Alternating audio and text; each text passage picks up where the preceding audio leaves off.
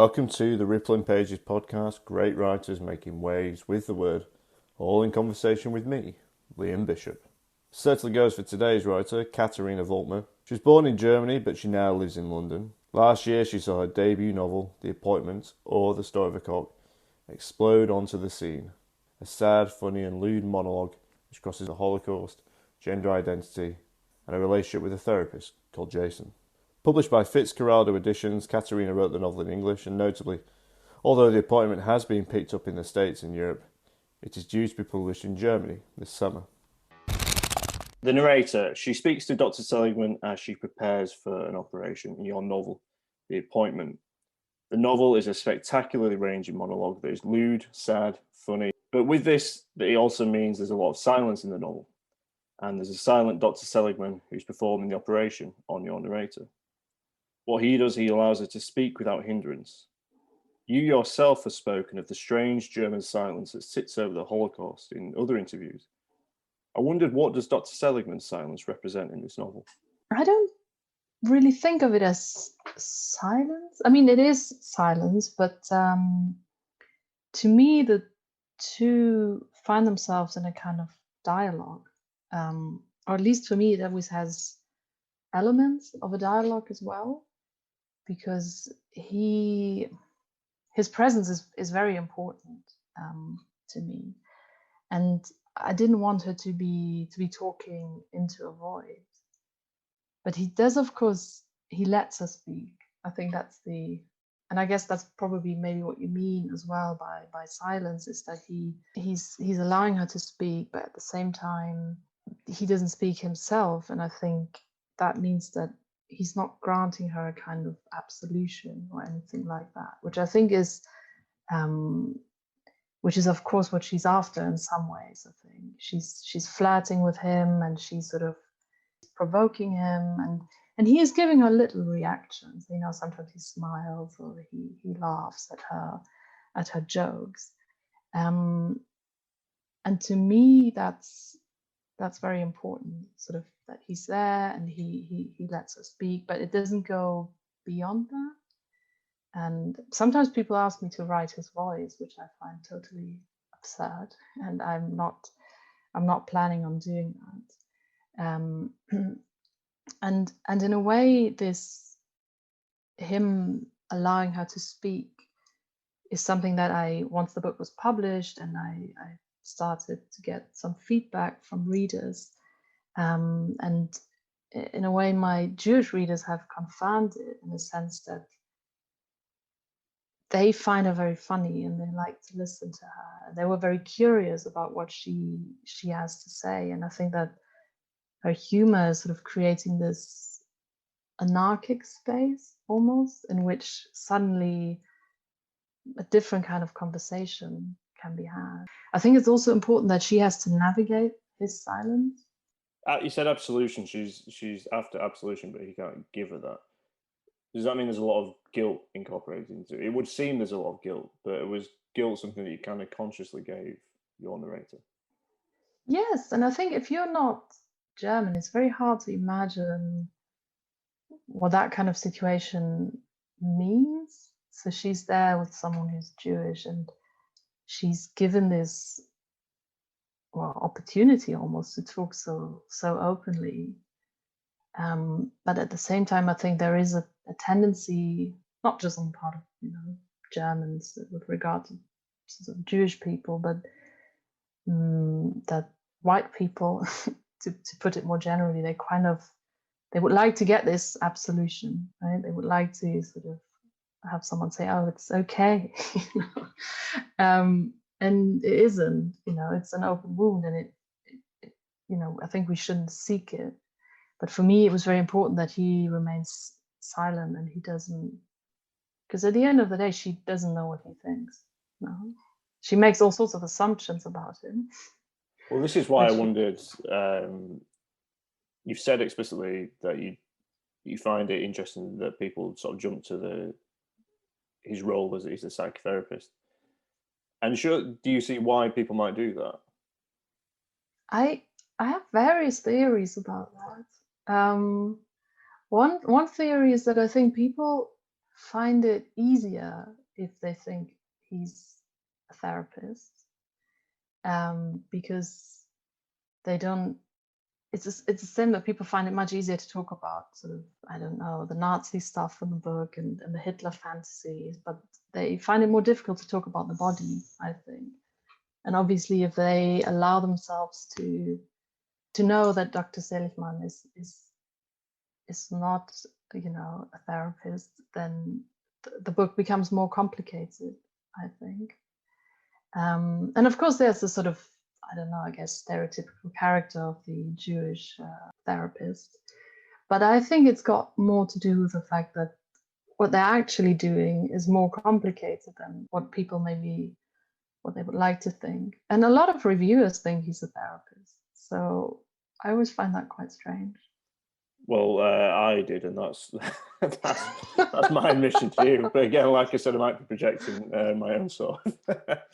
They do create a space, which you said, and they carve. And as I don't talk about Dr. Seligman too exclusively, but they do carve out this kind of space where she does have free sort of reign to talk about all the things, sort of rise up within her and sort of come to her, both about her past and Germany's past.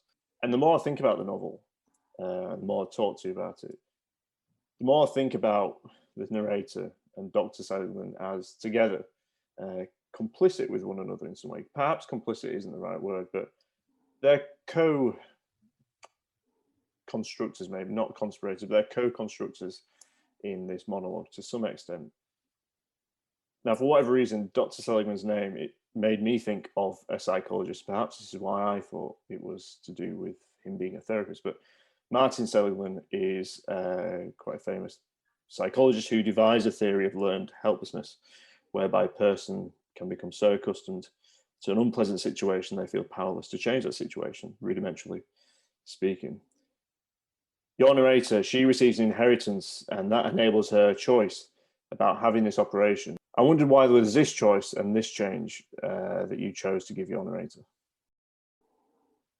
For me, it was very, I think, important to bring her body into this and to sort of explore what it means if you're unhappy about the body that you were born into, but on many different sort of levels.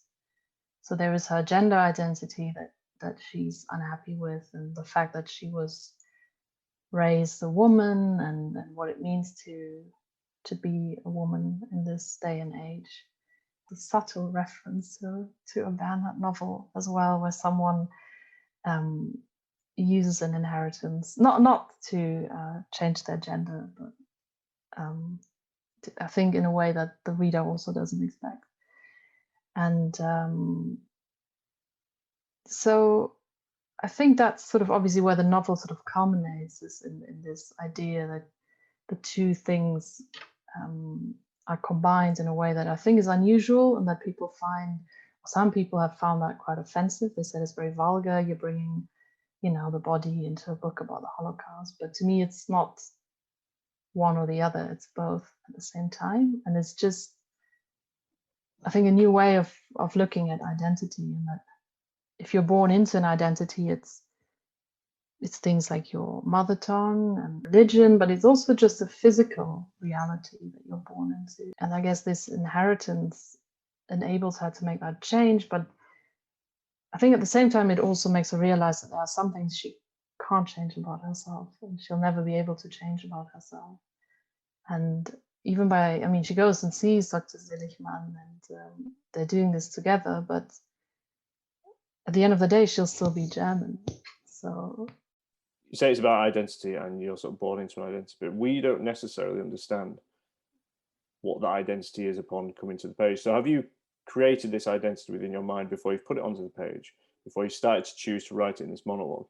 Because doing it in a monologue style, or writing this kind of an embodied voice, it means we can only get access to certain aspects of her reality.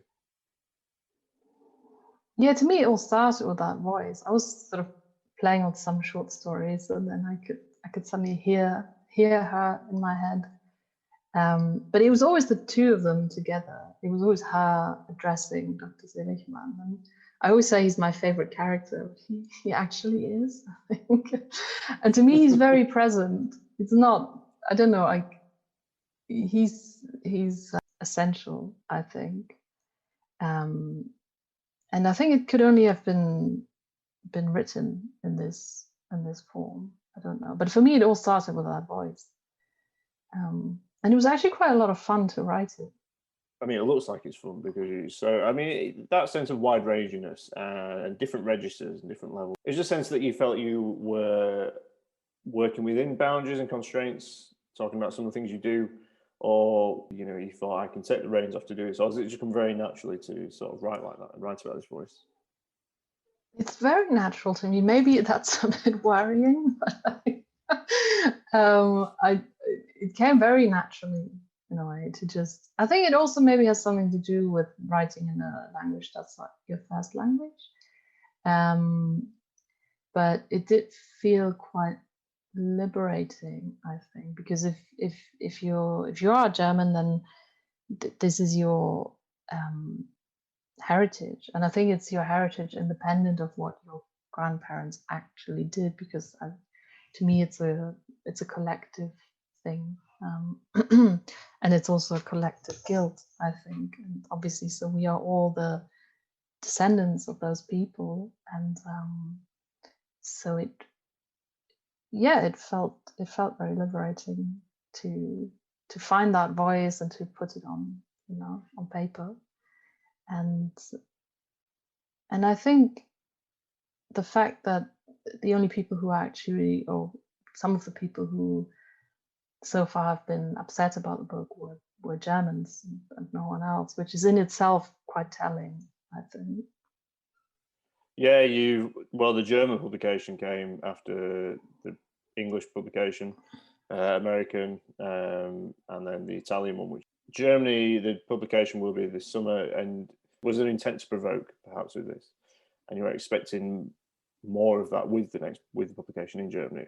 Yeah, I didn't think much about Germany when I wrote it, to be honest. And at some point, I just thought they're just never going to publish it. It's just too much. And then the offer came in, and someone said, I want to do this. And then my initial reaction was, oh no, I don't want this anymore, because it's going to be awful. But now I've actually got the first half of the translation to look at, which is an interesting experience, because it's someone translating you back into your mother tongue. So it's a very interesting process. But no, for me, it wasn't so much about sort of provoking people or provoking the Germans in particular. I just felt like writing it. But I'm very curious what the German publication is going to be like. Well, was it a choice to write it in English? Did you? So obviously your mother tongue is German, but I'm not sure if it's because you primarily live in the UK or work in the UK. But was it a choice to write it in English?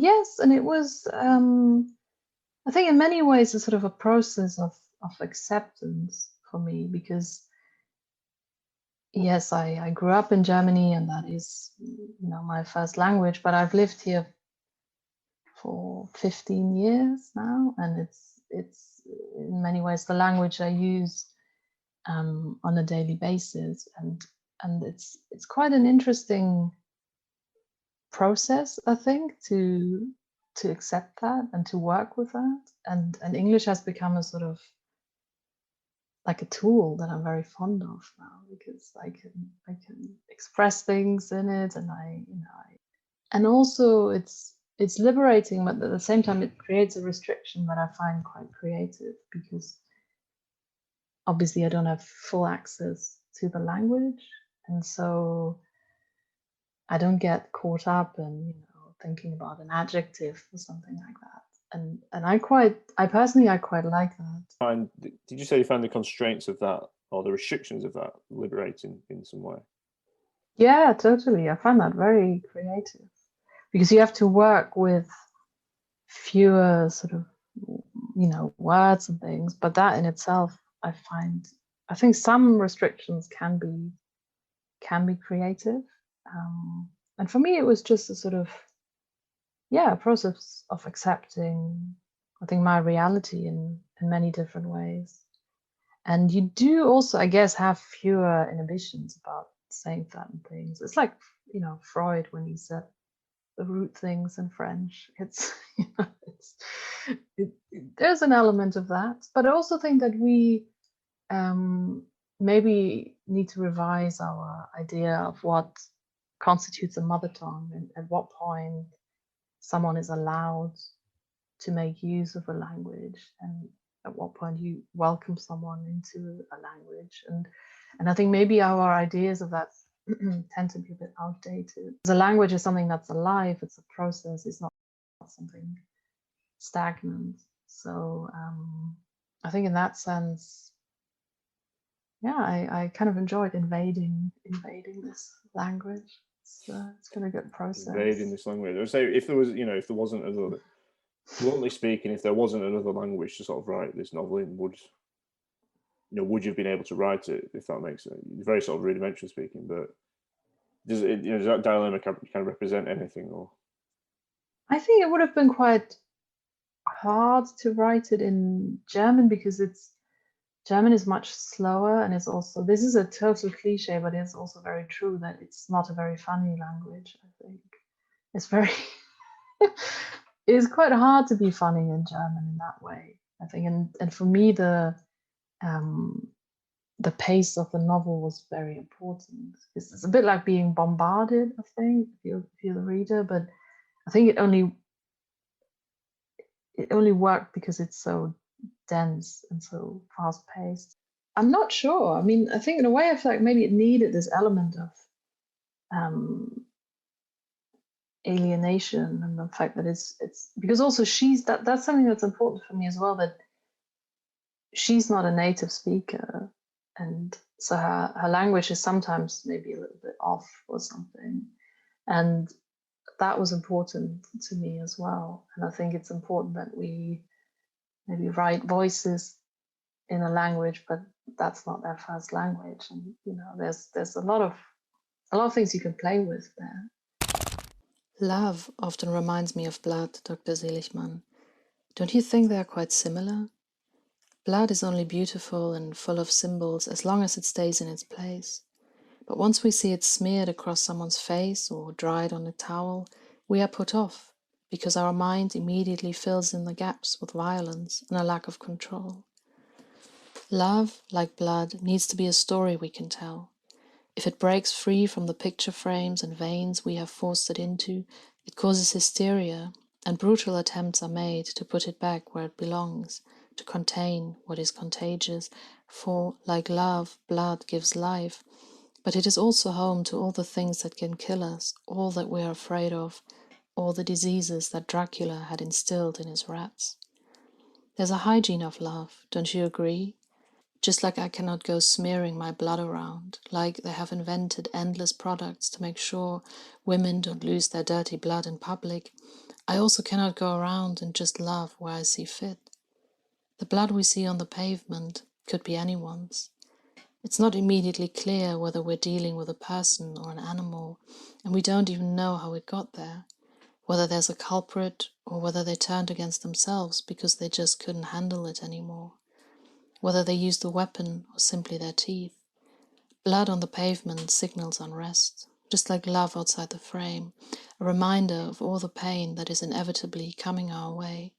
And don't get me wrong, I'm not saying that I should be allowed to let loose in a playground, but we have such a clear idea of what a love story is that if you go and try to find a different way to use your heart, they will say that you too have sick rats in your basement and that you drank their blood when they least expected it. But it's their own fault, Dr. Seligman. If they had not tried to fit my body into one of their picture frames, to make me smile whilst nothing around me was true, I would never have tried to be like them, and Kay and I would not have needed all those other colors to paint another universe onto each other's bodies. I've started working on another novel, and it's also in English. I do enjoy writing in English, and as I said, I think it's more sort of who I am now. and I'm not really a German writer. I've never lived in Germany as an adult, so I think it's that's the sort of direction I'm feel drawn into, and I think it's very enjoyable for me to write in English. I did do a bit of writing in German when I was younger, and I think the English is much closer to who I am, probably, if it ever is that. That's what I really love about this. There is something about it. There's so many sort of dark themes, and there's so many just so much that's kind of plumbed and kind of just explored. But it does look like it was a enjoyable process that really sort of comes through on the page. But this looks like it was, on some level, a sheer kind of unbridled joy just to put on a page, and very sort of enviable in that respect as well. I mean, you talked about it's an embodied experience as well, and there's a lot about containers and structures in the appointments. One of the most frequent ones is the references to Dr. Seligman's Velvet Room, for instance, which I found quite humorous. But the narrator, she makes a lot of links between the body as a container. The novel, and then arguably any art form, is a process of finding the space to express itself, is it not? And I wondered, how do you think the narrator would judge the results of her own expression, the novel, if this were the case? She probably feels better, because I think in many ways this also functions as a confession, and I think it has that effect that she was finally able to say something that she's never said before. And I also like to think that she got slightly carried away, as you do, and which again, his silence, I think, accelerates that. But also what was important for me was that Dr. Seligman obviously knows about her body, so she doesn't need to tell him about that anymore. But he doesn't know about her other sort of secret, sort of her inheritance and who she really is. But for me, it was quite powerful to have that structure, And I think also your earlier question about the psychologist, and I think she tried talking to a psychologist, Jason, that didn't work. But she can talk to the person who knows how she feels about her body, and that she's unhappy with her gender, and that's something she wants to change. And so I think it was that structure that I was quite interested in. But I like to think that she feels better, I think. Yeah, there's a whole host of sort of characters that you refer to, or that the narrator refers to. Jason, who is an actual therapist, bemoans his lack of progress, I guess. There's also Kay, the artist that she had a rather kind of, at times, sordid-looking affair with. I don't know if you want to speak a bit more about those and what they might represent. Kay represents, I think, a lot of the sadness that comes with being stuck in a body that you don't feel is the right body for you, and also the impact that can have on your relationships, and how you sort of forced, or sometimes I think you're forced to make a choice there or take a decision, and that if you go on a journey like this, then you're inevitably going to lose some people. I think you're also going to meet new people, but I think you're also going to lose some people. And I think it's also sort of maybe a sadness over how we have quite a limited, I think, approach when it comes to relationships and how they're meant to be functioning, and that if you think of it in sort of different terms, then you're going to encounter certain problems in this society as it is. And I think that's sort of what he stands for. Kay, I mean, it was obviously Kafka uses quite a lot, and there have comparisons been made to Kafka, but perhaps it represented a past where she had sort of like things where she felt limited and where she didn't have choices about the direction of her life went. And you talked about the kind of feeling of not being in the right body. Yes, and I think obviously also that's a sort of turning point for her. It's also I think he also makes her realize that she can't carry on like that. She needs to change something, and that this kind of relationship is not what she's looking for anymore. And so I think she's also grateful to him in some ways, but it's a sad story. And I think Jason, yes, I did like this contrast that for her, the psychologist isn't really helping because it's so much about her body, her actual physical body, rather than problems in her mind. So Dr. Seligman is the right choice for her. And I think it's, and again, it's this, for me, this connection between being born into this guilty body, if you want, if you have this kind of heritage, and then going to see a Jewish doctor to talk about it. There is a kind of rage against binaries within it. So they allow you to bring in kind of great ranges of comedy and sadness and tragic. So within that, there is a kind of way that you do use a kind of binary to an extent, or binaries to play off each other in the novel. They obviously, as you said, they are there. I mean, we use them to make sense of the world. And she's raging against them.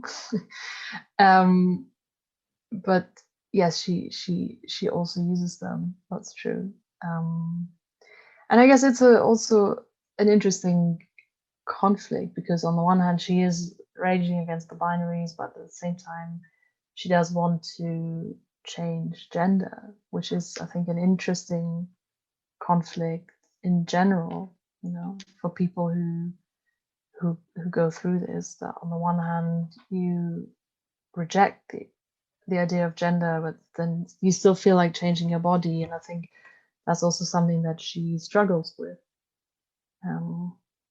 But I think she's also very angry about the situation that this binary system creates for women or female bodies, or bodies that are read as female, and the sort of disadvantage that is created by that.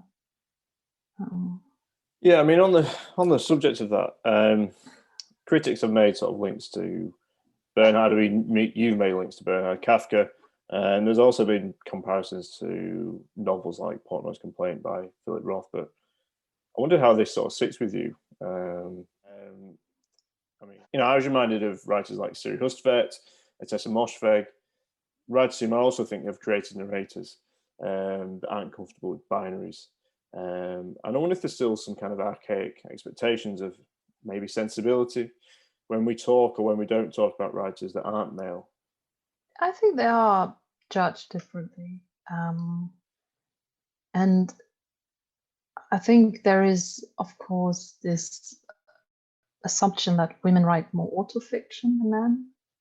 And it's always sort of kind of taken for granted that if it's a woman writing, that she's writing about her own life. But I also think the sensibility thing is true as well, because if you think of something like Portnoy's Complaint, where people find it very funny that, and I find it funny too, that I think is he trying to masturbate with his mother's bra or something like this? Yeah, it's the liver that they eat for dinner. That's one of them, isn't it? But if you wrote a sort of a female character trying to masturbate with any of her father's items or something like this, people would, I think, find it more problematic. And I think that female voices, just like their bodies, are, I think, policed in ways that are probably unimaginable for men. And women are less free, I think, and I think that applies to everything that they do, and it also applies to their writing. And that, if you think of a female body, and if it's just the stir that's caused if, I don't know, a woman doesn't shave her legs or something like this, people can't really cope with that, and that's really a trifle. But I think it is judged differently, I think. But I also think that because of the binary system we live in, men are deprived of quite a lot of things, because they're deprived of a lot of experiences and, I think, emotions, and they deprive themselves of them. But also, men can't really cry in public, they can't wear a skirt. The writer that I actually wrote quite a lot Siri Hustvedt and The Blindfold. That was her debut novel, and her narrator, she gets a haircut, correct? Oh, I haven't read the book, but I can relate to that in the sense I've had discussions with hairdressers over. I mean, at the moment I've got quite long lockdown hair, but hairdressers who said, "Oh, but women should have long hair," and and then I said, "Oh, can you shave my head?" And then he had a complete meltdown. But after sort of an hour, he came around to it and said, "Yeah, I would shave your head." And I said, "Yeah, thank you." But women are somehow supposed to be neat, and their bodies are supposed to be presentable and, excuse the word, fuckable. There's this sort of expectation, and often women then end up expecting that of themselves, and I always find that quite sad, and I wish that we wouldn't raise women like that, or little girls. I saw somewhere that there are all the things you could say to like a little girl instead of saying you're pretty, and there's a long list of things you could be saying. So, well, I mean, as you talk about that, the point is about limitations. It's about cultures. It's about expectations, but it's also about breaking out of those. I mean, let's talk about Bernhard. I know you revere him, something that you've spoken about as admiring, but he was a writer who wasn't shy in declaring his revulsions at his homeland of Austria. He didn't want his novels to be sold there. So I think for a while, you couldn't buy them in Austria or something. He was very strict about that. The Old Masters in particular, it makes use of this very direct voice and very sort of direct relationship with the reader, even though he's actually speaking to somebody else, which in a way I guess your narrator is doing. I wondered why you might have adapted a similarly very direct voice with the reader, and if it perhaps came from, or partly was inspired by Bernhard. Mostly sort of, I don't know, inspired by Bernhard is how strict he's with himself as a writer, because he's incredibly strict with himself, I think, because he doesn't allow himself to do, sad things. I think we share a hatred of descriptions. I also don't like descriptions. I find them very, very boring usually. But he once gave an interview, and he said that some writers, they waste 60 pages to get to the garden gate. Yeah, and and it's this. I mean, it's a question of choice, but I always find these kind of lengthy descriptions of things very boring. I'm much more interested in describing states of mind, I think, and feelings. And I think he did something quite similar. I also love his sense of humor. He's one of the very few authors writing in German, and I find it hysterically funny. Or some of it is very funny. It's also very sad, and also very angry. And I think he's been having a bit of a revival also because it's still very